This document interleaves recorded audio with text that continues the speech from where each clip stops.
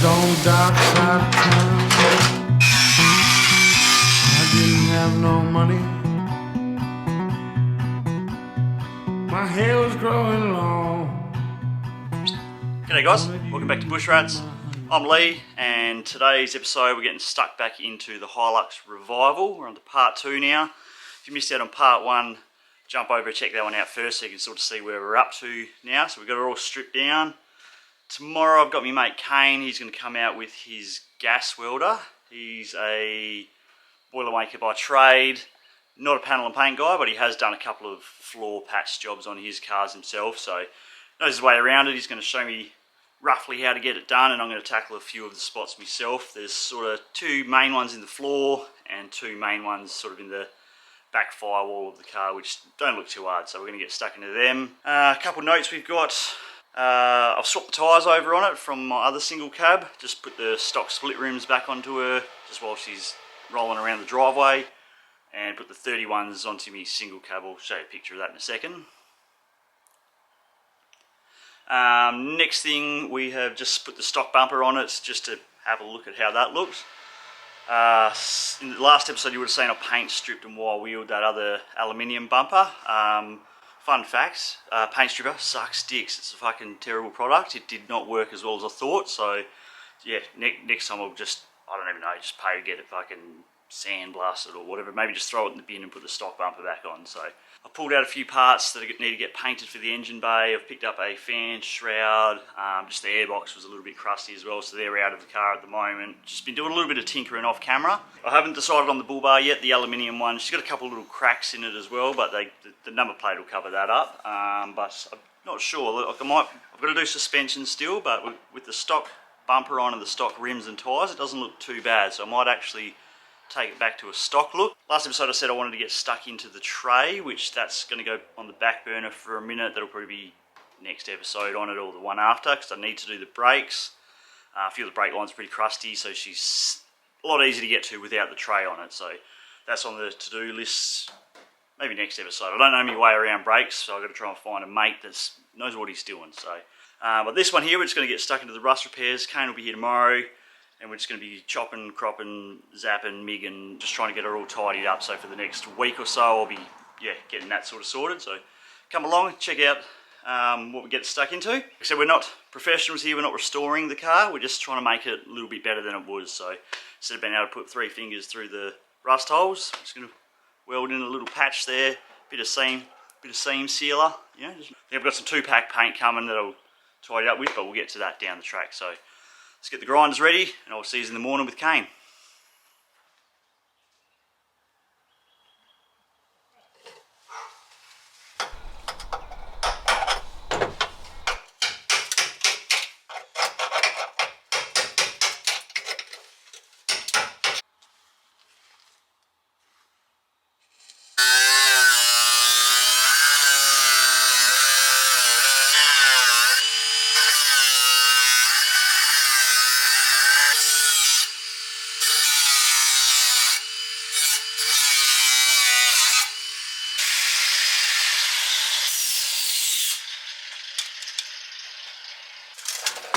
It's real guesstimation stuff, this.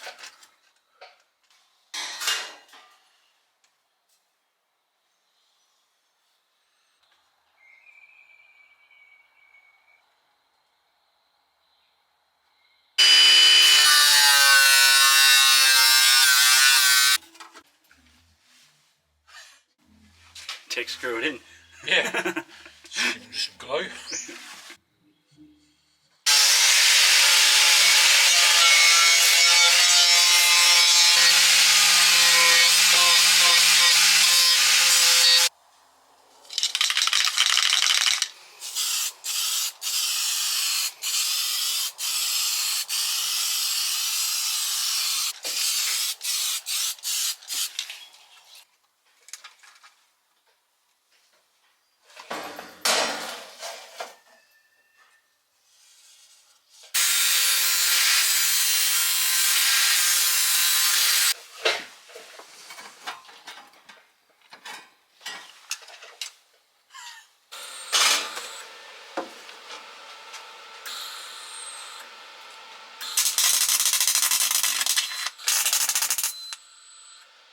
disconnect the battery? Probably, maybe.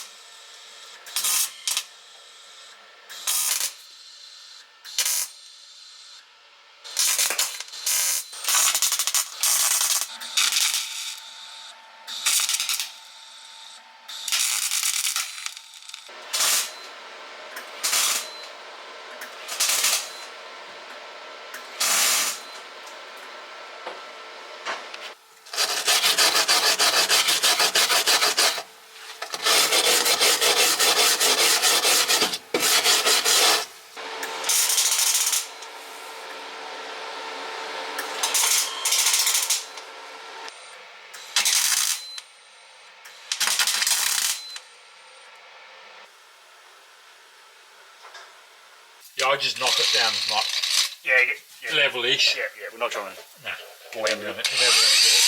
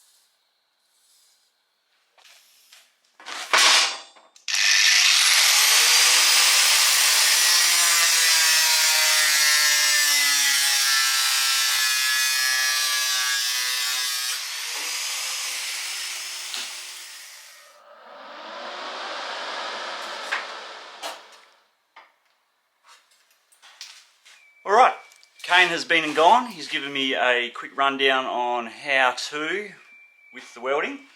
The passenger floor came up pretty good. I've just put a little bit of seam sealer on there and a bit of primer for the moment. I've got some 2-pack rattle cans that are coming in the factory Toyota white, which we will use once they're all done. I've had a go on the other side over there. That came up alright, you'll see it soon, and I'm just going to get stuck into this one. Pretty happy with the fit. Have no idea what I'm doing, but we will just start zapping.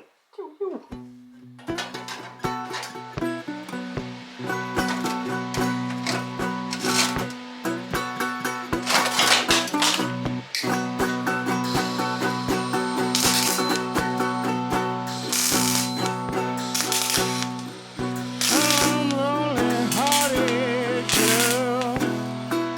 Don't have no place to go.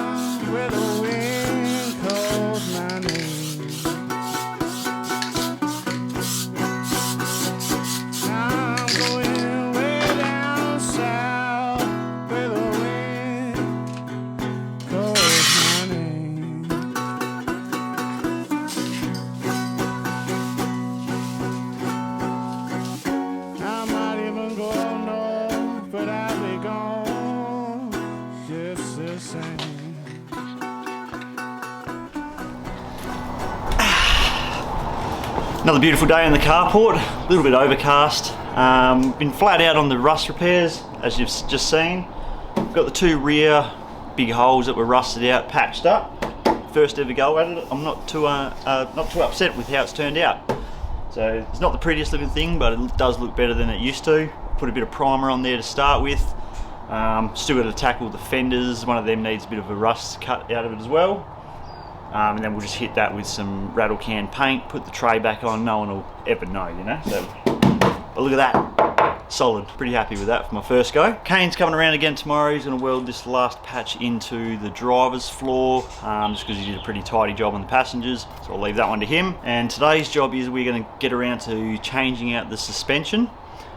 Still got the factory leaf springs in it and factory shocks in the front, some shitty looking ones in the rear there, but I've got some 2-inch ones which I've pulled out of the single cab just over here when I changed them. So it's, I think they're West Coast suspension, 2-inch lift, so we're just going to put them in. So there was nothing wrong with them, I just wanted to put new ones in that one. The rears I think are just standard rated springs, in the fronts for some reason they were super stiff, so I've pulled a leaf spring out of the pack. So I bought new shocks for the front because I didn't have any second-hand ones in the shed. They were the cheapest ones I could get on eBay, and I've got some pretty heavy-duty shocks from the rear that came out of the other single cab as well. So we're just going to use them up, and I've just got some rubber bushes which I had changed in that one before I changed the suspension, so keeping the costs down. It's all looking pretty crispy, so some of the bolts look like they've never been changed out, so we'll have fun with them. And I've got all new U-bolts for the whole way around as well, so, and also a new steering dampener, because the one on this is the factory one and it's just piss and oil, so that should get it driving a little bit straighter. So let's get stuck into that. Let's get these springs out.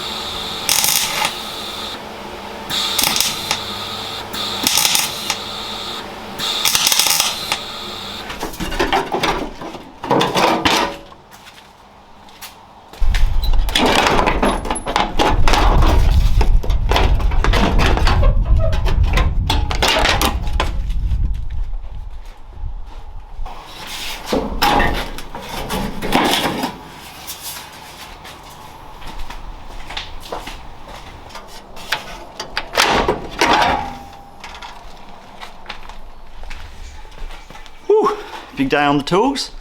That suspension took a lot longer than I anticipated. Every bushing was seized in there, needed to burn a bunch of them out.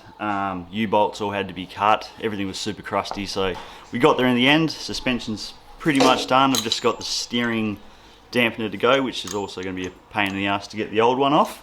So we'll fade you out at the end of the episode with putting that in. I'm also going to pull off the fenders. I've also started tearing into the brakes, doing the brake lines. You'll see it on the next episode. We're getting there. We're getting closer and closer to taking this thing out for its first camping trip. Kane's done a cracker job on the floors. They look pretty good. Bottom corners here, pretty happy with them as well. So a little bit of a paint. They come up all right. Put the tray on. You'll never notice these back ones. We'll put the vinyl floor back in.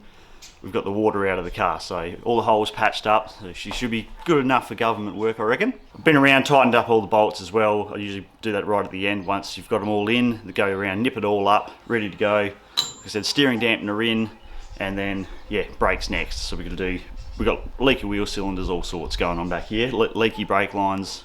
The new shocks, not super happy with the quality of them front ones. They were the cheapest ones I could get, but they're in there now. We'll see how they pull up, but they look pretty cheap and nasty. So see how it drives. We're just doing everything we know needs doing, but for all you know, we get halfway down the road, it needs a head gasket. So we're gonna have to find that one out the hard way.